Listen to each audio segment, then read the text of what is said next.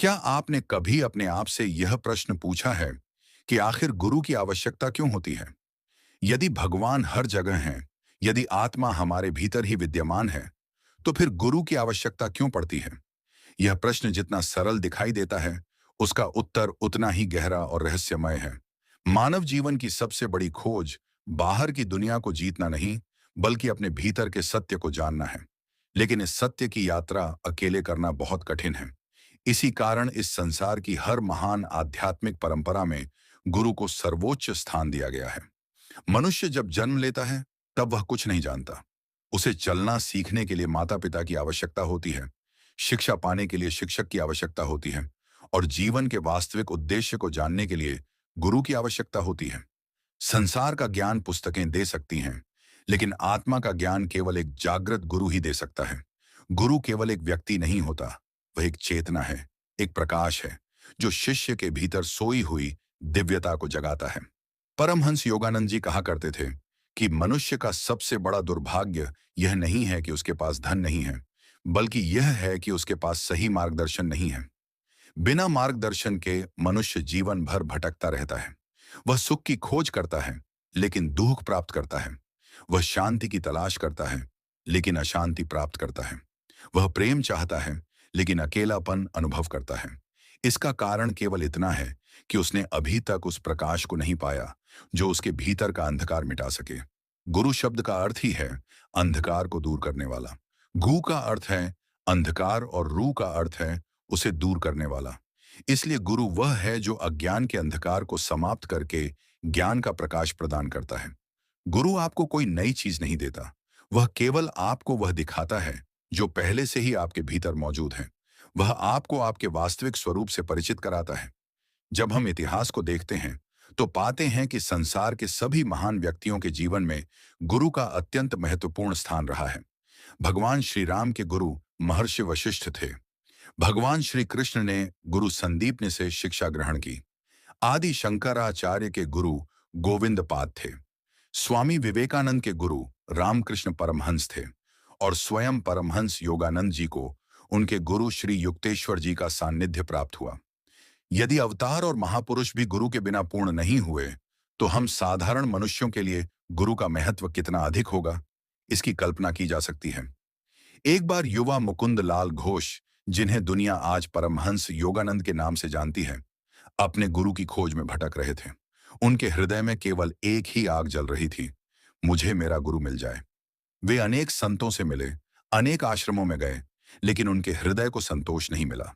और फिर एक दिन कोलकाता की एक सड़क पर उन्होंने एक ऐसे दिव्य पुरुष को देखा, जिन्हें देखते ही उनका हृदय कांप उठा। वह थे श्री युक्तेश्वर जी। उस क्षण उन्हें ऐसा अनुभव हुआ जैसे वे उन्हें जन्मों से जानते हों। उसी क्षण गुरु और शिष्य का मिलन हुआ, और उसी क्षण एक साधारण युवक का जीवन सदा के लिए बदल गया। गुरु का कार्य केवल उपदेश देना नहीं होता, गुरु का कार्य शिष्य को बदल देना होता है। वह शिष्य के भीतर छिपी हुई कमजोरियों को पहचानता है और उसे उसके वास्तविक स्वरूप तक पहुंचने में सहायता करता है।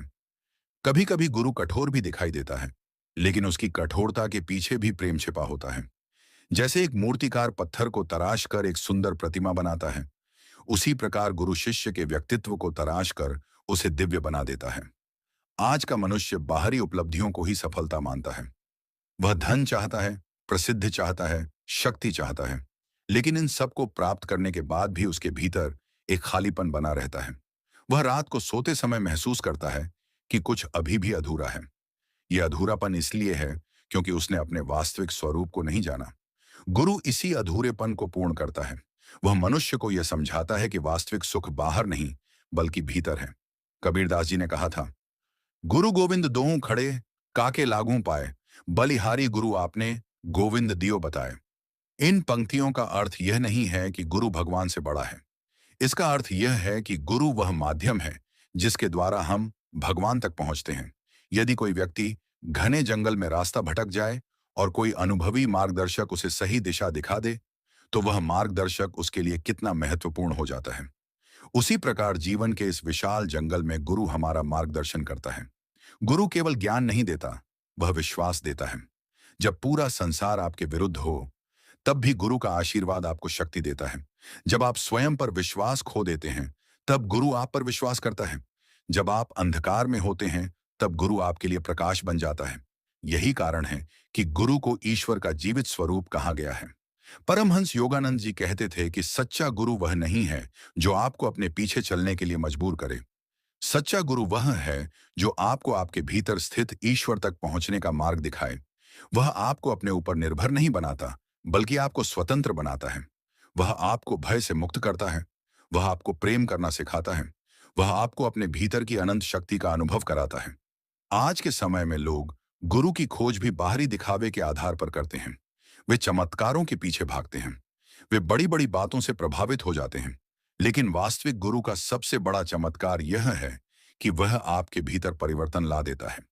वह आपको क्रोध से शांति की ओर, भय से साहस की ओर और अज्ञान से ज्ञान की ओर ले जाता है। यदि जीवन में कभी आपको एक सच्चा गुरु मिल जाए, तो समझ लीजिए कि ईश्वर की सबसे बड़ी कृपा आप पर हुई है। क्योंकि संसार की हर वस्तु खो सकती है, लेकिन गुरु द्वारा दिया गया ज्ञान कभी नहीं खोता। धन समाप्त हो सकता है, शरीर बूढ़ा हो सकता है, संबंध बदल सकते हैं, लेकिन गुरु का दिया हुआ सत्य सदैव आपके साथ रहता है। याद रखिए, इस संसार में सबसे बड़ा सौभाग्य धनवान होना नहीं है, प्रसिद्ध होना नहीं है, बल्कि एक सच्चे गुरु का सानिध्य प्राप्त होना है। क्योंकि गुरु ही वह दीपक है जो हमारे भीतर के अंधकार को समाप्त करता है। गुरु ही वह पुल है जो हमें संसार से परमात्मा तक पहुंचाता है। गुरु ही वह प्रेम है जो हमें स्वयं से मिलाता है। और जब मनुष्य स्वयं को जान लेता है, तब उसे इस संसार में कुछ भी प्राप्त करने की आवश्यकता नहीं रह जाती। इसलिए यदि आपके जीवन में कोई ऐसा व्यक्ति है जिसने आपको सत्य, प्रेम, शांति और आत्मज्ञान की दिशा दिखाई है, तो उसके प्रति कृतज्ञ रहिए। क्योंकि गुरु केवल जीवन नहीं बदलता, वह भाग्य बदल देता है। और जिस व्यक्ति को गुरु का आशीर्वाद प्राप्त हो जाता है, उसके लिए असंभव भी संभव हो जाता है। यही गुरु का वास्तविक महत्व है।